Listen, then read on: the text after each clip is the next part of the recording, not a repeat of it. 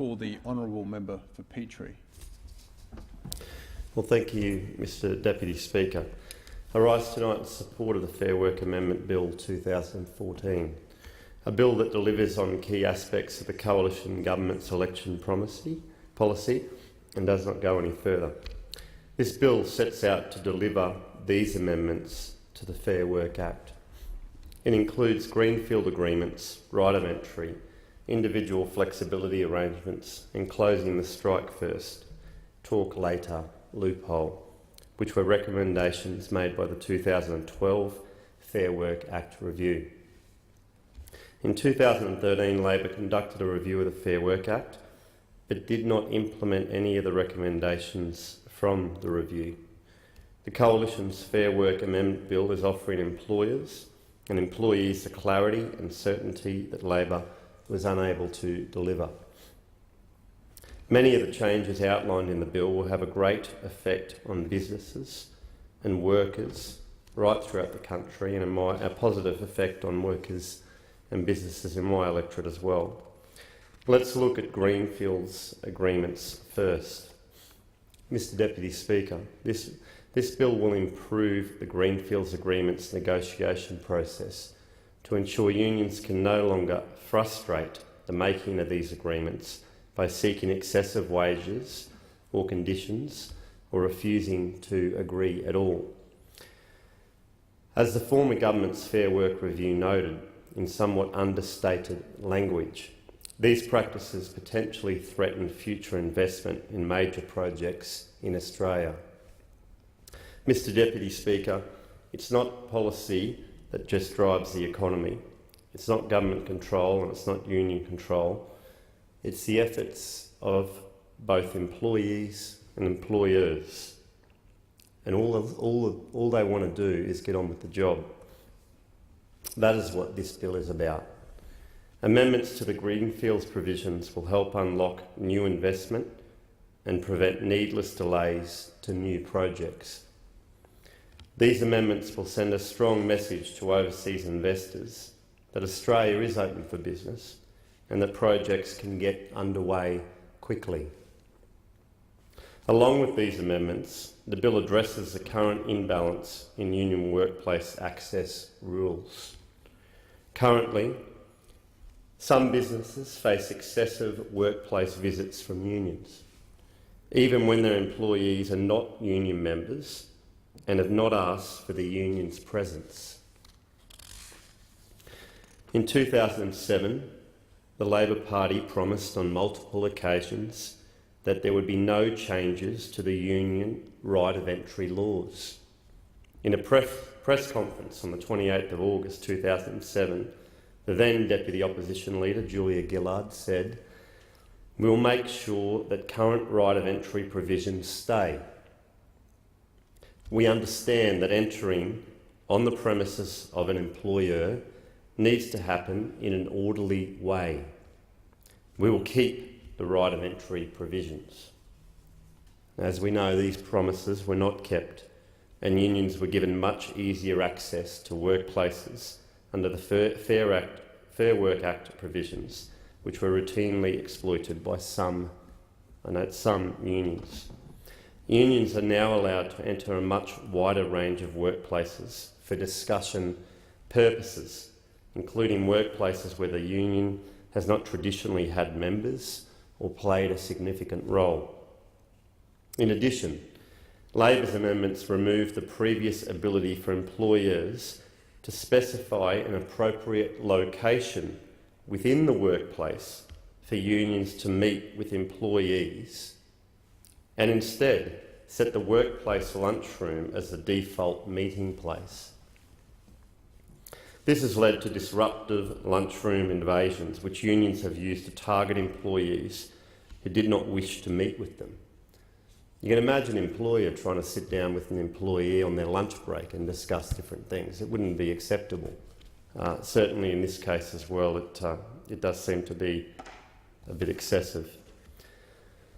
Furthermore, Labor's most recent amendments also introduced an obligation on employers to pay for the cost of transport of union officials to remote work sites. such as offshore resource projects. This has created an employee-funded union boss joyride, a scheme which has also been abused. Should this not be covered by union membership fees? I mean, thousands of hard-working Australians that are union members pay their membership fees every year, and should not union delegates' travel fees be covered by those fees? I mean, that's what those fees are for. Not for companies to pay for union officials to visit remote work sites. The former government's Fair Work Review panel highlighted the problem, noting that the Pluto LNG project, as a previous member mentioned, received more than 200 right of entry visits in only 3 months, while BHP Billiton's Worsley alumina plant faced 676 right of entry visits in a single year. This, in both cases, is more than 2 visits a day. It's a lot of visits, isn't it? On a more local level, I approached several business owners in my electorate when I decided to speak on this bill, because I was interested to see if they too had been affected by excessive right of entry visits. Unfortunately, they had. One of these business owners said she's had to deal with union reps turning up every 2 weeks. I stressed she did not want her name or the name of her business mentioned, out of fear that her business would be targeted even more. This business owner is losing productivity because of right of entry visits. 2 years ago, she was employing around 160 people. Today, she's down to 47. And when I asked her, Mr. Speaker, what these visits were for, the only practical reason she could give was that these union reps were out to pressure her employees and herself to join a union EBA. She drew my attention to an email that was sent out by the CEO of Brisbane-based aircon manufacturer, Siganto and Stacey, which was the basis of an article printed in the Courier Mail last month. I quote the article. "The 46-year-old company's construction arm has closed. Assets will be liquidated. Sacked workers were briefed on entitlements and allowed to collect personal items yesterday morning. In an email sent to staff on Monday night, company CEO William Siganto described his bitter disappointment. There have been difficult projects, delays and confrontation, Mr. Siganto wrote. Confrontation, Mr. Deputy Speaker, from unions. Our changes to right of entry will reduce the capacity for unions to deliberately harass and disrupt businesses in this way. Furthermore, the bill before us today will improve workplace productivity and flexibility by enhancing the scope for employees to make individual flexibility arrangements that meet their genuine needs as determined by those employees." Mr. Speaker, although IFAs were included in the Fair Work Act since its commencement, this bill addresses the shortfalls to Labor's 2007 election policy to introduce IFAs. I understand the need for employers to enter into IFAs with employees. IFAs offer flexible workplaces that ultimately deliver benefits to both the employers and the employees. Benefits such as greater job satisfaction, improved productivity, improved efficiency, and ultimately improvements in the employee's motivation to continue working.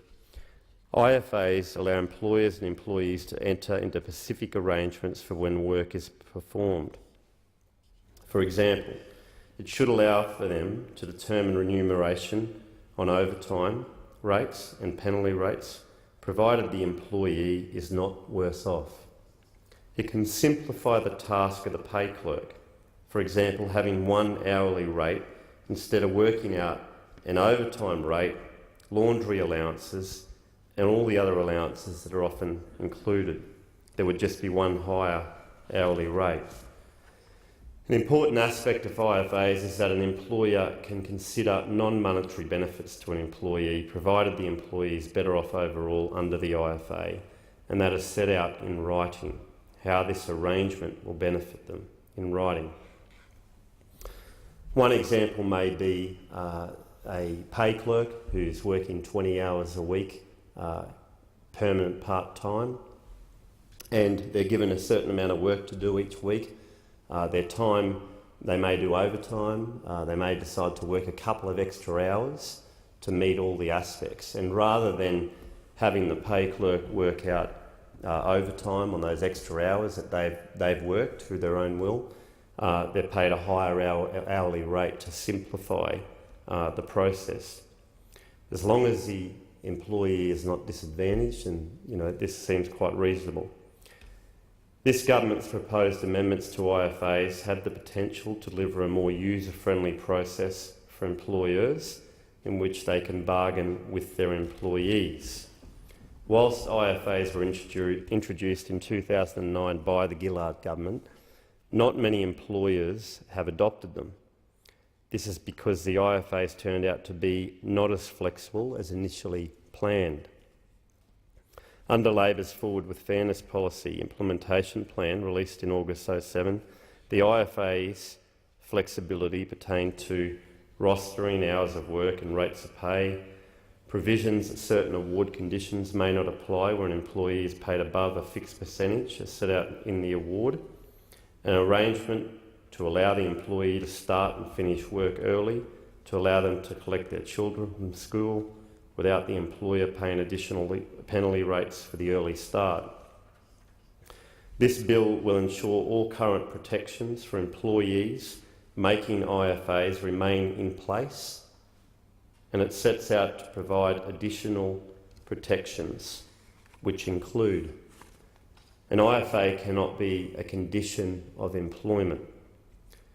Only a worker can approach an employer for an IFA. An employer cannot force an employee to sign an IFA. The employee must provide a statement to the employer saying how the IFA meets their genuine needs and how they consider themselves better off overall. This bill sets out to implement the review's recommendations. This bill responds directly to the Fair Work Review Panel's recommendations, whilst at the same time keeping the current IFA framework. Amendments to this bill will provide a more balanced workplace relations system while safeguarding workers, conditions and protections. This bill implements the Coalition's publicly stated election policy, nothing more and nothing less. This bill seeks to provide a harmonious working relationship between the employee and the employer, where together they can work out individual circumstances that will benefit both parties. I trust that when this bill is passed, it will ensure businesses feel confident that flexible arrangements can be made. The government is strongly committed to these measures. They are necessary to help build a more stable, fair and prosperous future for Australian workers, businesses and the economy. That is why I support the sensible and measured reforms presented in the Fair Work Act Amendment Bill 2014.